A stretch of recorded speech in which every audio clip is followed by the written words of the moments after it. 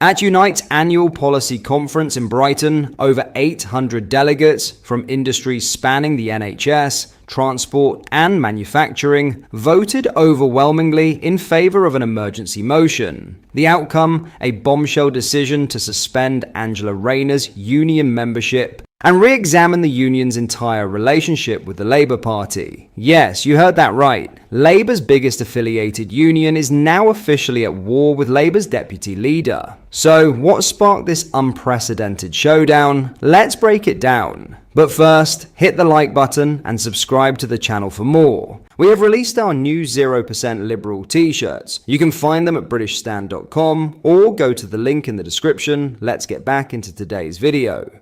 It all stems from a deeply controversial dispute involving Birmingham's Labour-run council. Unite, which represents bin workers in the city, has accused the council of effectively firing and rehiring staff in a move that slashed workers' pay by up to £8,000 a year. A Unite says these workers were lied about, smeared, and abandoned by the very party that claims to defend workers' rights. And standing at the centre of that storm, Angela Rayner. The union claims Rayner had every opportunity to step in and de-escalate this crisis. Instead, they say she backed what they call a rogue council. A council they accuse of trampling on the rights of its own employees and trying to break the strike. In a scathing statement, Unite General Secretary Sharon Graham didn't hold back. Angela Rayner has had every opportunity to intervene and resolve this dispute, but has instead backed a rogue council that has peddled lies and smeared its workers fighting huge pay cuts. She continued, "This is fire and rehire in all but name, and it makes a mockery of Labour's promises to defend workers."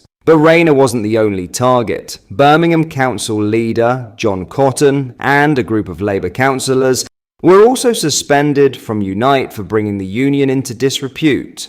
The union is now launching an internal investigation with a view to expelling them entirely. Let's be clear, this isn't just a union row. This is a full-blown ideological rupture between Labour's leadership and its historic working class base. Unite, once Labour's biggest cheerleader, is now openly questioning whether the party still stands for anything it used to. Sharon Graham said what many in the union movement are thinking. People up and down the country are asking which side Labour is really on, and it's becoming crystal clear it's not the side of the workers. And just as Labour faces this revolt, who comes creeping back into the picture? Jeremy Corbyn. Former Unite boss Len McCluskey recently hinted that trade unions could switch their support to Corbyn's new political movement if it proves credible. And now, after this vote, that idea isn't looking so far-fetched. Corbyn himself declared just days ago, "Change is coming." The Unite conference also delivered a damning verdict on Birmingham Council's actions, accusing them of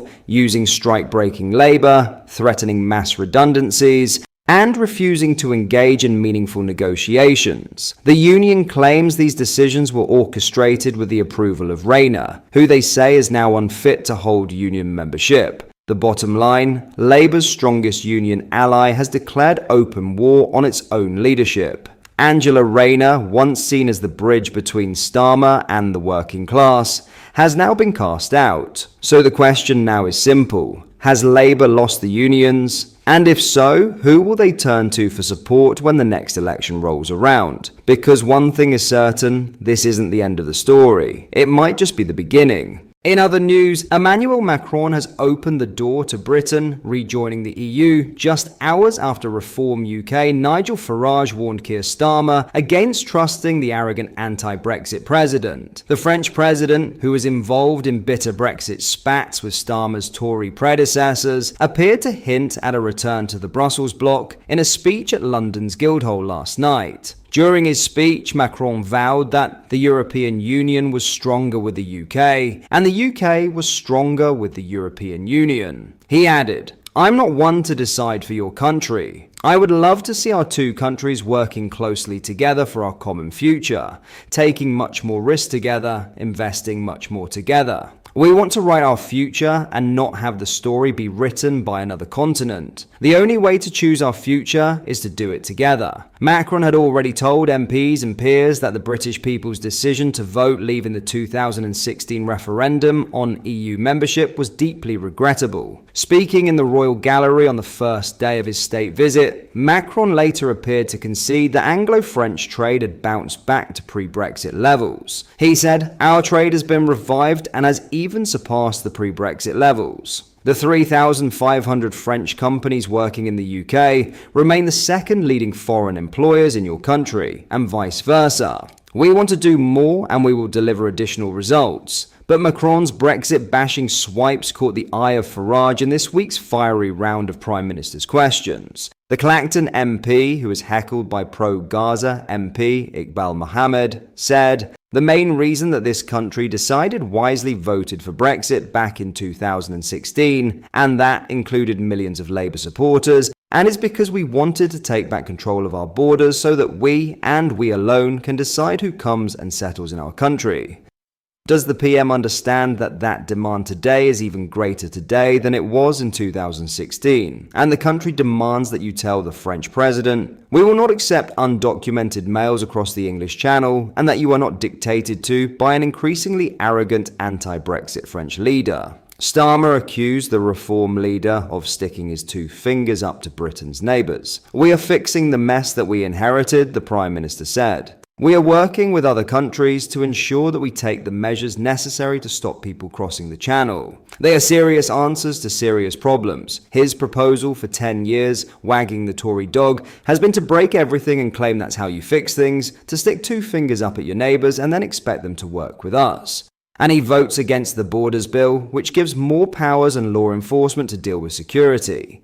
The reason for that is he has no interest in fixing the problem because he wants to milk it and exploit it. That's the truth about him and his party. Despite the Brexit bust-up, opinion polls suggest that Britons would now support rejoining the European Union. YouGov found that 55% back returning to the Brussels bloc, with just 33% opposing and 12% unsure. However, when polls inform respondents that the EU is now making all the new member states adopt the euro, stay out opens up a 5 to 10% lead. Meanwhile, support for Frexit, a French exit from the European Union, hit 26% in YouGov's March 2023 survey. The proportion of French voters wanting to keep ties with the Brussels bloc stood at 48%, with 26% remaining unsure. Ferry passengers endured more than 10 hours trapped aboard a vessel at Dover Port on Tuesday after police swooped to arrest a suspect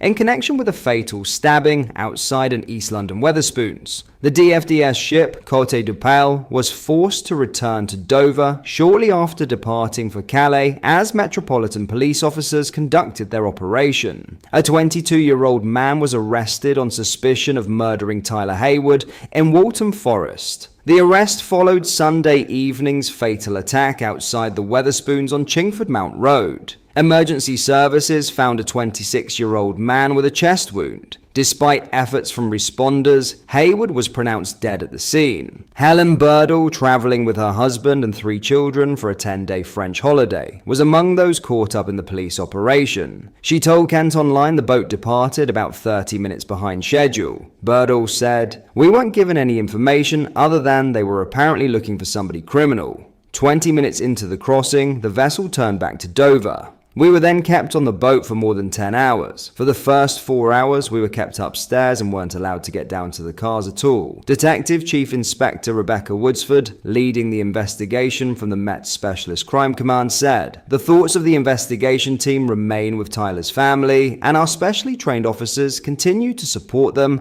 at this difficult time. Since Sunday, we have been making extensive inquiries, and this resulted in searches being carried out at the Port of Dover today. I'd like to thank Kent Police and other agencies for their support as we carried out these checks, as well as members of the public who were disrupted while this vital work took place." Tyler's family released a statement. "We are struggling with the tragic loss of Tyler, a beautiful soul with the kindest of hearts. A much-loved son, grandson and brother that will be missed immensely. We would appreciate privacy at this time whilst we come to terms with our loss. What are your thoughts on what we discussed in today's video? Let me know down in the comment section below. If you have not yet already, make sure you do drop a like on this video and subscribe to the channel for more British content. Thank you, take care, goodbye.